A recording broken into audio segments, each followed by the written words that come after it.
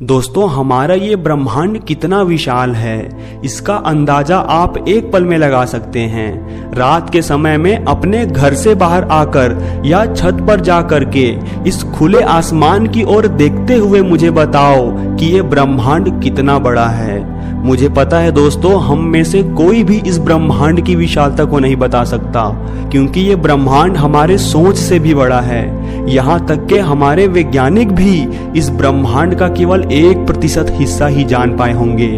इस ब्रह्मांड के टिमटिमाते तारे जो आप देख रहे हैं, ये तारे हमारे पृथ्वी से बहुत बड़े और हमसे लाखों प्रकाश वर्ष दूर है। इनमें जो काला स्थान दिखाई दे रहा है उसे अंतरिक्ष या स्पेस कहते हैं। अंतरिक्ष काला इसलिए दिखाई देता है क्योंकि वहाँ वायुमंडल उपस्थित नहीं है, यानी यहाँ ऐसा कोई पार्टिकल्स यानी कण नहीं है जो आने वाले सूर्य की रोशनी को रिफ्लेक्ट कर सके। इसी वजह से अंतरिक्ष हमें काला दिखाई देता है। दोस्तों, इस अंतरिक्ष का कोई अंत नहीं है, ये अंतरिक्ष अनंत तक फैला हुआ है। इस अंतरिक्ष में सभी ग्रह, उपग्रह, सूर्य, उल्कापिंड, गैलेक्सी यानी आकाशगंगा और ब्लैक होल मौजूद है। इस ब्रह्मांड में अरबों गैलेक्सीज यानी आकाशगंगा है और इन गैलेक्सीज में इतने तारे हैं जितने रेत के दाने पृथ्वी में भी नहीं हैं।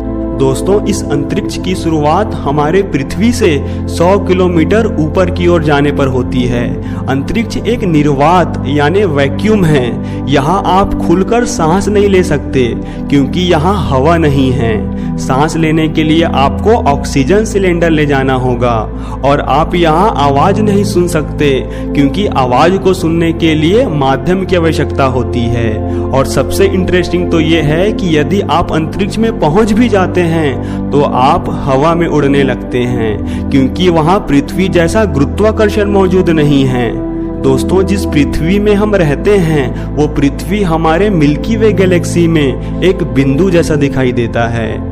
इस मिल्की वे गैलेक्सी में हमारे सूर्य जैसे करोड़ों सितारे मौजूद हैं जो हमसे लाखों प्रकाश वर्ष दूर है। लेकिन हमारा सूर्य भी बहुत बड़ा है, इतना बड़ा है कि इसमें 110 पृथ्वी समा सकती है। सूर्य नाभिकीय संलयन की प्रक्रिया से अपने केंद्र पर ऊर्जा पैदा करता है और सूर्य से आने वाली ऊर्जा का एक छोटा सा भाग ही पृथ्वी पर पहुंचता है, जिसमें से 15% अंतरिक्ष में परिवर्तित हो जाती है, 30% पानी को भाप बनाने में काम आता है और बहुत सी ऊर्जाएं पेड़ पौधे समुद्र सोख लेते हैं। इसके केंद्र का तापमान 1 करोड़ डिग्री सेल्सियस होता है। यदि कोई वस्तु सूर्य के 20 लाख किलोमीटर के दायरे में आता है तो सूर्य उसे अपनी ओर खींच लेता है। इनका गुरुत्वाकर्षण बल इतना मजबूत होता है कि पृथ्वी और अन्य ग्रहों को अपनी ओर खींच लेता है, यानी ये सभी ग्रह सूर्य के चारों ओर परिक्रमा करते हैं। इसी प्रकार सूर्य भी हमारे मिल्की वे गैलेक्सी के केंद्र की परिक्रमा करते हैं और इन्हें एक परिक्रमा करने में 22 से 25 करोड़ वर्ष लगते हैं। इसके परिक्रमा करने की गति 250 किलोमीटर प्रति सेकंड होता है, यानी ये 1 सेकंड में 250 किलोमीटर की दूरी तय करती है। सूर्य पृथ्वी से पीला या लाल दिखाई देता है, लेकिन अंतरिक्ष से देखने पर सूर्य सफेद दिखाई देता है क्योंकि अंतरिक्ष में वातावरण नहीं है जो सूर्य की प्रकाश को बिखेर सके। दोस्तों, इस अंतरिक्ष में सूर्य के साथ हमारे 8 ग्रह भी स्थित हैं, जिसमें पहला ग्रह बुध है जो सूर्य के सबसे नजदीक है। बुध ग्रह पर वायुमंडल उपस्थित नहीं है और सूर्य के तेज प्रकाश के कारण यहाँ का तापमान लगभग 167 डिग्री सेल्सियस होता है। यदि शुक्र की बात करें तो ये सूर्य से दूसरा ग्रह है। इसके वायुमंडल में लगभग 95% कार्बन डाइऑक्साइड गैस होती है, जिसके कारण ये ग्रह बहुत गर्म होता है। अब तीसरे ग्रह यानी पृथ्वी की बात करें तो पृथ्वी ही एकमात्र ऐसा ग्रह है जिसमें जीवन है। पृथ्वी एक तरह से हमारा परिवार है जिसमें 7 अरब से भी ज्यादा लोग रहते हैं। इन सभी ने अपना जीवन यहाँ काटा है और सभी ने अपने सुख और दुख देखे हैं। दोस्तों, अब मंगल ग्रह के बारे में बात करें तो मंगल ग्रह सूर्य से चौथा ग्रह है और सूर्य से इनकी दूरी 244 मिलियन किलोमीटर होता है। मंगल का एक दिन 24 घंटे 39 मिनट का होता है और मंगल का एक साल पृथ्वी के 687 दिनों के बराबर होता है। दोस्तों, सबसे इंटरेस्टिंग तो ये है कि यदि किसी व्यक्ति का वजन पृथ्वी में 100 किलोग्राम है तो मंगल ग्रह पर कम गुरुत्वाकर्षण के वजह से उसका वजन 37 किलोग्राम ही रह जाएगा।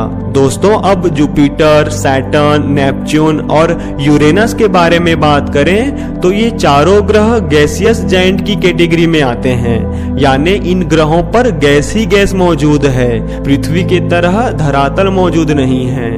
दोस्तों, इस विशाल अंतरिक्ष में ब्लैक होल भी मौजूद है।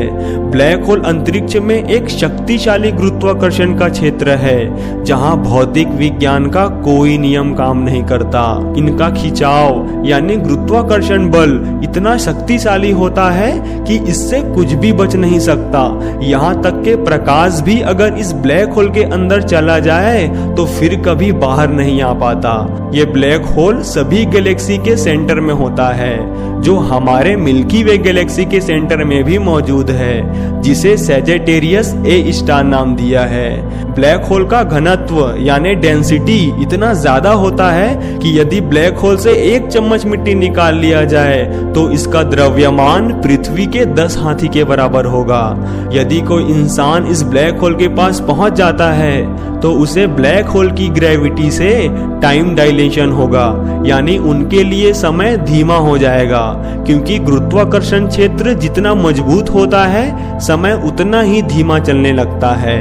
दोस्तों, आपको बता दें कि अंतरिक्ष में मानव द्वारा बनाया गया अंतरराष्ट्रीय अंतरिक्ष स्टेशन यानी इंटरनेशनल स्पेस स्टेशन है, जिसमें एस्ट्रोनॉट्स रहते हैं यानी अंतरिक्ष यात्री रहते हैं। ये स्पेस स्टेशन धरती से 400 किलोमीटर की ऊंचाई पर रहता है और धरती के चारों ओर 28,000 किलोमीटर प्रति घंटे की रफ्तार से चक्कर लगाता है और 90 मिनट में धरती का एक चक्कर लगाता है।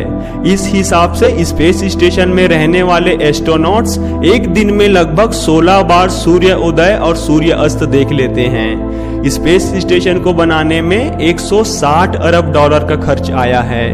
भारतीय करेंसी में ये 11 लाख करोड़ के बराबर है। ये स्पेस स्टेशन फुटबॉल मैदान जितना बड़ा होता है।